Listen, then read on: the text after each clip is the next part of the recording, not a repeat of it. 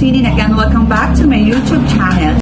Congratulations nga pala sa mga nakatanggap ng cash prize at sa mga hindi, don't worry dahil meron na tayong monthly giveaway. Ito ay magaganap tuwing ika-end of the month. Syempre, dapat ikaw ay nakasubscribe, naka-like, and then lagi kang nag-iiwan ng comment sa aking mga videos. At magkakaroon ka ng chance na manalo ng ating cash prize. For today's video ay ano pa nga ba? Syempre bagong pautangan online na naman ang ating pag-uusapan. So ito ay ang tinatawag na Happy Pera 2 Plus GCash Loan. Alamin natin kung talaga ba na mabilis natin matatanggap yung pera na ating hinihiram once tayo na-approve sa kanila, and syempre ano ba yung kanilang mga requirements, ano ba yung mga dapat sagutan, at kung talaga ba na mabilis silang mag-approve once ikaw ay nag-apply ng loan sa kanila.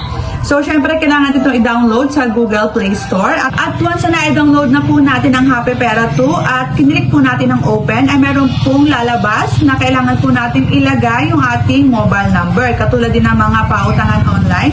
So ito po talaga yung unang bubungad sa atin. So once na nailagay na po natin, i-click po natin ang get code, and then nandito na yung kanilang mga privacy policy. So kailangan natin basahin yan dahil importante po na alam natin yung kanilang mga policy. At kapag okay naman po sa atin yan, ay i-click na po natin ang sign up/sign in.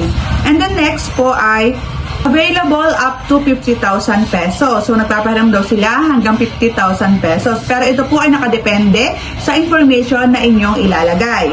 So, nandito rin yung kanilang 0.05% interest per day, and then yung kanilang 121 days na payment period. So, titignan natin kung talaga ba na totoo itong mga to. So, kapag gusto nating malaman, ay i-click lang po natin ang apply now. So, ang Happy Pera 2 ay meron lang step 1, step 2, and step 3. So, siguro wala silang masyadong katanungan sa kanilang mga borrower. So, i-click natin ang apply now. And the next is privacy statement. So, ito yung mga kailangan nilang ma-access sa ating cellphone. Nandito ang device information, emergency contact, installed app, SMS messages, location access, camera access, memory access, phone access, storage permission, and then yung ating calendar. So, kailangan natin i-click ang accept para tayo ay makapag-proceed sa susunod. So, i-click lang natin ang accept, and then meron ditong lalabas na allow Happy Pera 2 to access this device's approximate location. So, i-click lang natin ang while using the app. At nandito tayo sa select an ID to verify your identity. So, dapat nakalagay talaga yung ating mga valid ID na gagamitin. So, ang recommended ng Happy Pera 2 is driving license, PRC, SS, passport, postal ID, and then yung UMID ID. Pero kung wala ka ng mga yan, eh pwede mo i-click yung other option. So, dito ang gagamitin ko is yung aking UMID ID.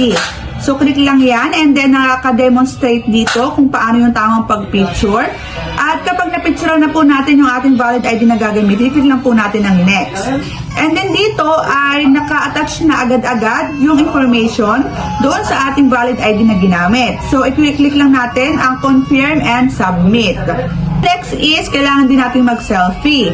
So, kapag nakapag-selfie na tayo, ay i-click natin ang next. And then, nandito na tayo sa identity information. So, dito is kailangan natin sagutan yung mga education, marital state, number of credit cards, email, gender, yung ating residential address, loan purpose, address details, at kapag nasagutan natin lahat yan, ay i-click lang po natin ang confirm and submit.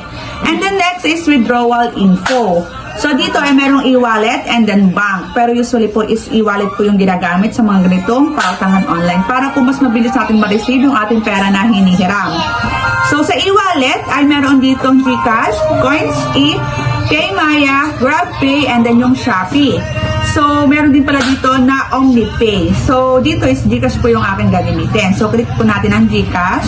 Then, nalagay po natin yung ating first name, and then yung middle, last name, at yung ating e-wallet account.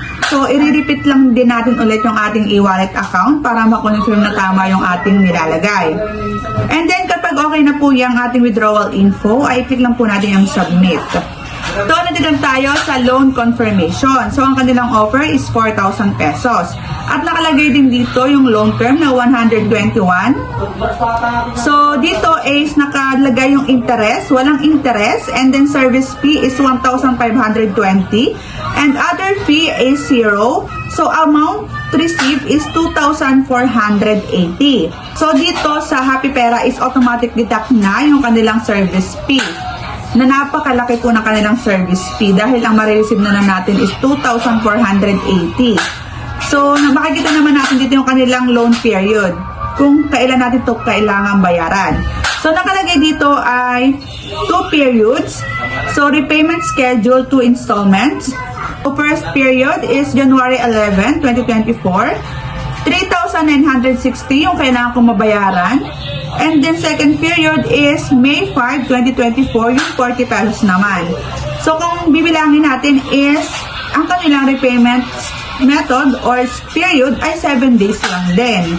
So dun pa lang talaga is mapapaisip na tayo kung susubukan ba natin to or hindi. Ang kagandahan lang ay mabilis silang mag-approve, and then yung kanilang mga question at mga information ay mga basic lang po yung kanilang mga hinihingi. Wala din pong nakalagay dito kung ano yung, hindi rin sila humihingi ng job information, di katulad ng ibang mga pautangan. So kapag okay sa atin yan, pero napakalaking po ng tubo, pero syempre nasa inyo pa rin naman po yun. I-click lang po natin ang confirm, and then loan details. So ipapakita dito ang ating loan details. So, nandito ang interest na 0, service fee 1,520, period 2 periods, receipt account is yung ating number sa GCash. So, makikita rin natin dito na making payments on time can unlock higher credit limits. So, kapag tayo on time magbayad sa kanila, ay pwede na tayong humiram ng 6,000 pesos.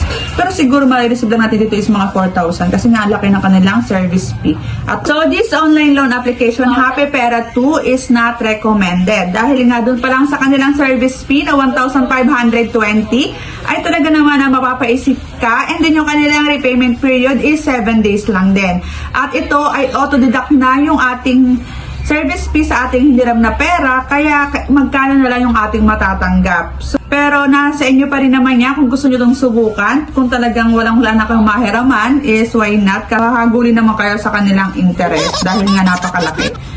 At ang kagandahan lang sa Happy Pera 2 ay mabilis sila mag-approve once na ikaw ay nag-apply sa kanila. Basta ikaw ay merong valid ID na gagamitin at yung iyong pera na hinihiram ay agad-agad ay iyo ring matatanggap.